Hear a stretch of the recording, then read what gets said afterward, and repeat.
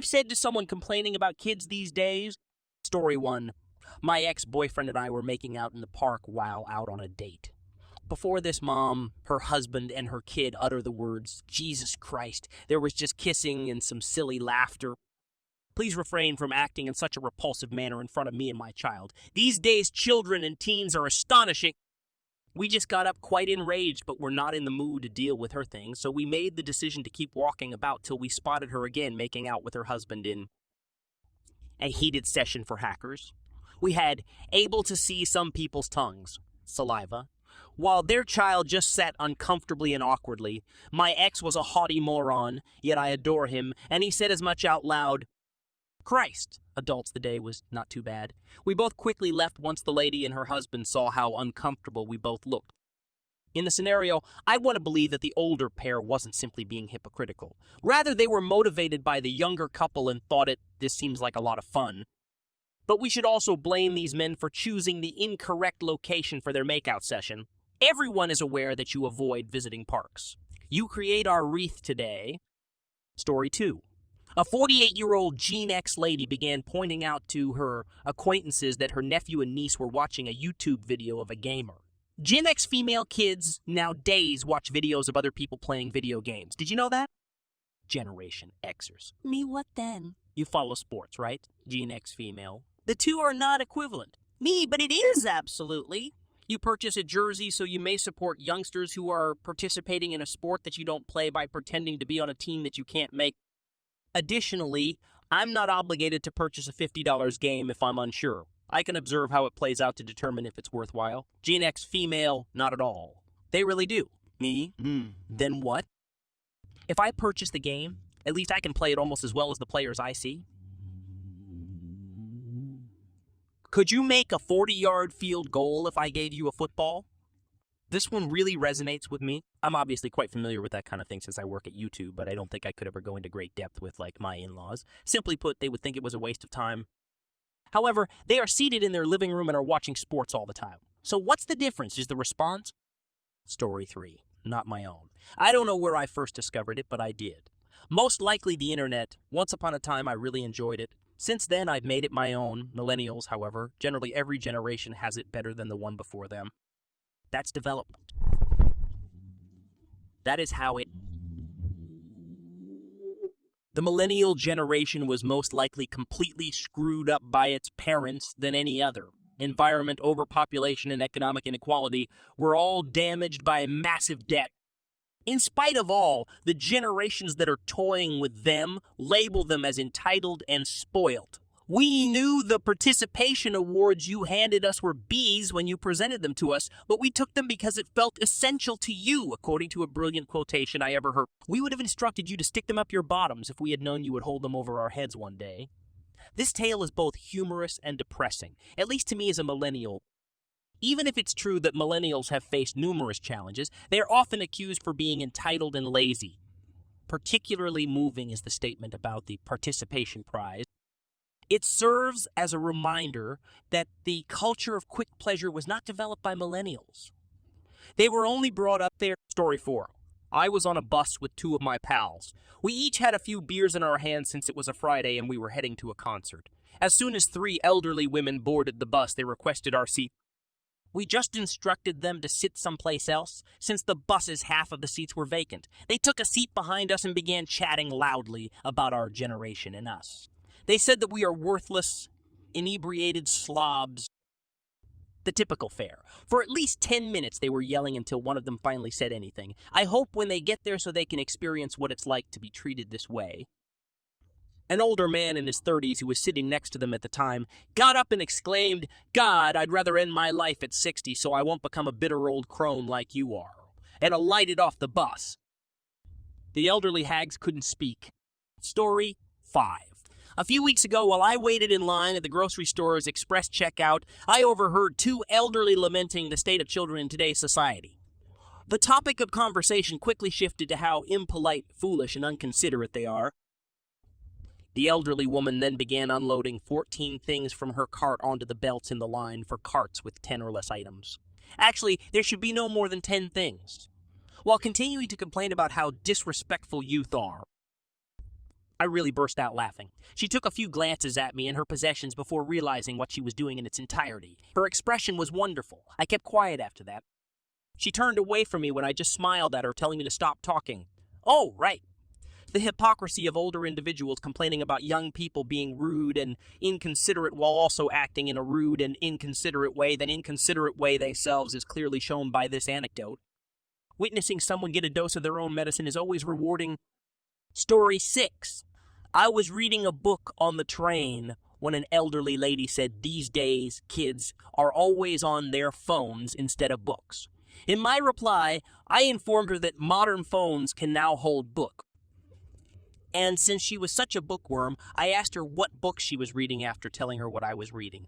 She didn't have a book, so she was at a loss for words. So I remarked baby boomers these days are never with a book, always with their nose in other people's business.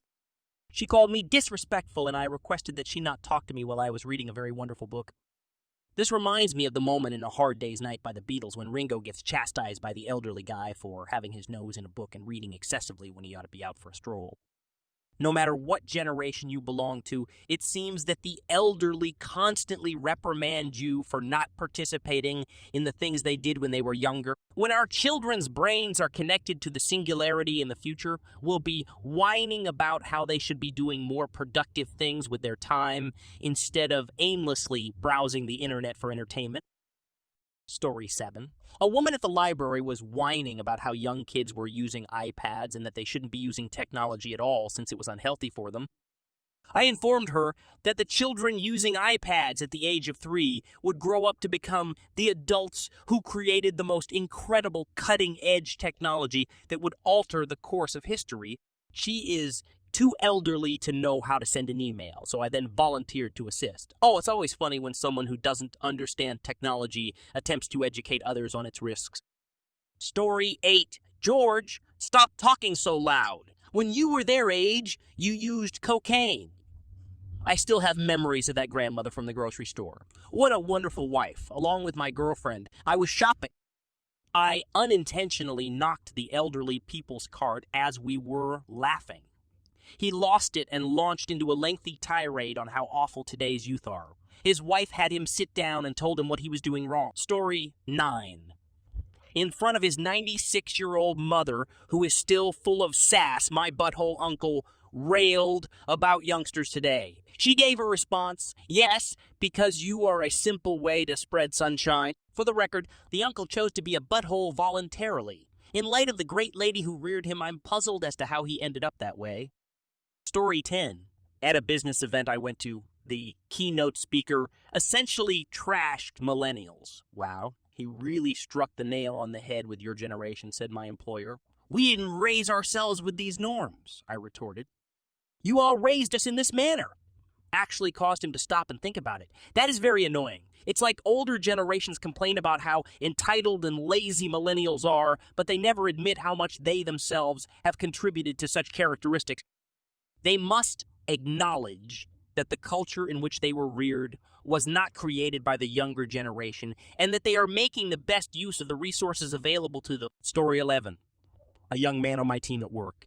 In 2018, some were criticizing millennials. I made the argument that because they are under 38, they are also millennials. Story 12. You guys are so pampered now, according to. I'm searching for a nearby apartment. These residences cost more than $2,000 per month. Wow! Perhaps you ought to consider a studio. This one has 2 more housemates. $2,000 hardly even covers the rent. I wish you luck. What was the price of your apartment? Who is it? When I was younger, I had a lot of them. Story 13. Not my quote, but still very good. When their Wi-Fi suddenly goes out and they can't remember how to switch it back on, old folks who complain about this generation, stop talking. I then find myself in control of all the knowledge and resources. Story 14. These days, young people don't know how to save money for college the old-fashioned manner by working hard and doing odd jobs. My sibling, in order to pay for college, I am mowing your grass literally. Story 15. I really don't have space to discuss about. Back then, mullets were considered stylish and females required their bangs to reach the ceiling. Every generation believes that the one after them will be bat poop mad. The ironic thing is that mullets are really becoming more popular right now. Who would have believed that would happen? Story 16. You were having a difficult time. For contemporary youth, life may be challenging. Just a new type of difficulty. Story 17. The kids now appreciate luxury. They are rude and disrespectful to authority. They treat seniors with disdain and prefer talking than exercising. Children are no longer the slaves of their homes. They are become rulers. They don't ascend anymore. Elders enter the room, interrupting the conversation of the children's parents as they cross their legs, tyrannize their instructors, and eat dinos at the table. From 69 through 399 BCE, Socrates, Story 18, unwind. Their first time doing so, Story 19. Just keep in mind that we wore parachute pants as children. Seagulls were swooping above, and I found the California raisins to be interesting. I retaliated after hearing someone my age disparage today's youth. Story 20. A colleague of mine said that millennials were entitled and sluggish. She's 26. She responded by suggesting that I was a greater millennial than her. When I brought up the fact that she was a millennial, I belong to Gen Z. Story 21. Compared to when Gen Xers like me were young, violent crime is down. Teenage pregnancy is declining. Please, if the cost to us is having whining, disrespectful, and screen-addicted children, then absolutely, I'll take the complaining. It's much preferable than being read or raped. Run. When my parents, instructors, or seniors in general say things like this, I always respond by saying that grown-ups nowadays can't teach their kids anything. Example, let's say that my folks use a term that I've never heard of. Inquire as to its meaning. They choose the idea that youngsters nowadays have, and I respond, yes, you're right. These days, kids don't know anything. If their parents had taught them, they could have been aware of it.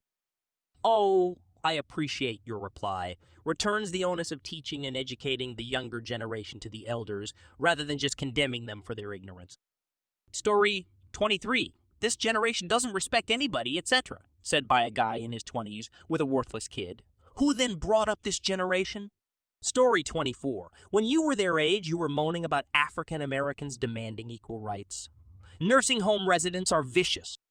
Story 25. Kids are intended to be dim in story number. Plots your apologies. Story 26. I merely left it at the fact that my mother used to refer to me as the son of a witchin. Story 27. I am aware of how great children's work is. More enjoyment is available than with grown-ups. Adults are so pessimistic and critical. A breath of fresh air kids are. These days, kids mature much too quickly. Enjoying childhood is its purpose. Story 28. Usually, I simply scoff and nod in agreement since we were so much better. Story 29. I think the child I raised is fantastic. How is it doing with yours? Story 30. I was at a swinging shutter show with a guy who was also a first-generation punk, and he commented these young punks don't have no respect. No respect, I responded, man, that's punk rock. We all began laughing as the joke was being told. Story 31. Personally, I enjoy how they are becoming into activists in it demonstrates their concern. Story 32. This was on a thread on the internet years ago. Apparently a baby boomer was lamenting the fact that young people get participation awards for everything. Who handed us the participation trophies? Someone replied, we did not request them. Story 33. Those who berate this generation neglect to mention its parents. Story 34. Didn't you guys have pet pebbles in reaction to an adult throwing a fit about fidget spinners in? Story 35.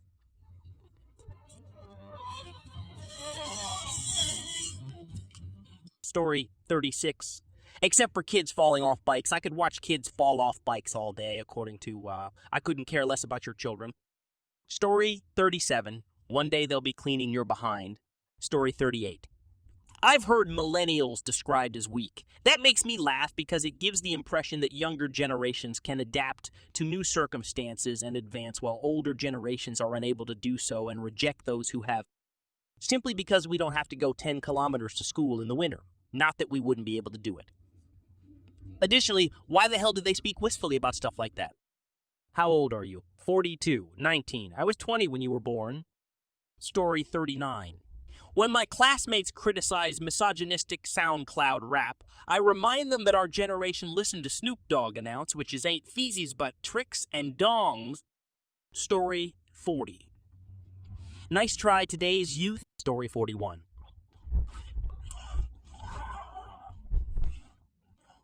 God. Her Knight's dance is so ridiculous. Him. Keep quiet, Martha. You performed the Macarena on the video, which I still have. I heard her stillness at a nearby coffee shop.